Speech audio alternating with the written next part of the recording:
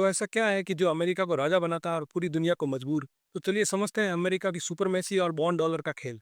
मान लीजिए पूरी दुनिया एक मार्केट है और अमेरिका उसकी सबसे बड़ी दुकान है।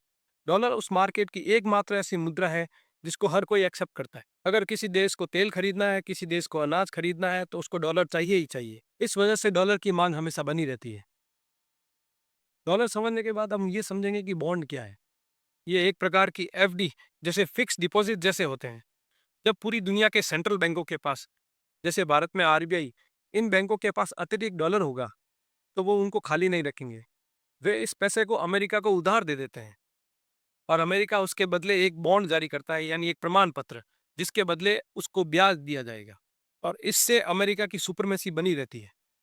जब तक दुनिया अमेरिका के बॉन्ड और डॉलर पर भरोसा करती रहेगी, अमेरिका दुनिया का बैंकर बना रहेगा। उसके पास लगातार पैसा आता रहेगा और उसका शेयर बाजार हमेशा ऊपर बना रहेगा। लेकिन चीन इस गेम को खराब करना चाहता है कि वह चाहता है कि दुनिया मेटल बैक इकोनॉमी पर आ जाए। और इसमें चीन का गेम प्लान ये है।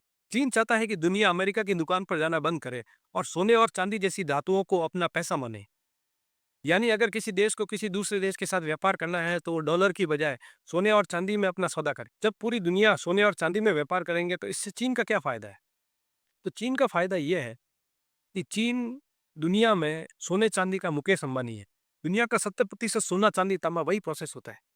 अगर चीन जैसा चाह रहा है कि दुनिया मेटल बैड इकोनॉमी पर आ जाए, तो इससे सबसे ज़्यादा फ़ायदा चीन का होगा, क्योंकि पूरी दुनिया की अर्थव्यवस्था पर चीन का कब्ज़ा होगा और चीन पूरी दुनिया की इकोनॉमी को कंट्रोल करेगा।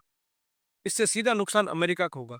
अगर पूरी दुनिया के सेंट्रल बैंकों ने अपना पैसा बॉन्ड से निकालकर सोना-चांदी में लगा दिए, तो अमेरिकी डॉलर की माँग गिर जाएगी।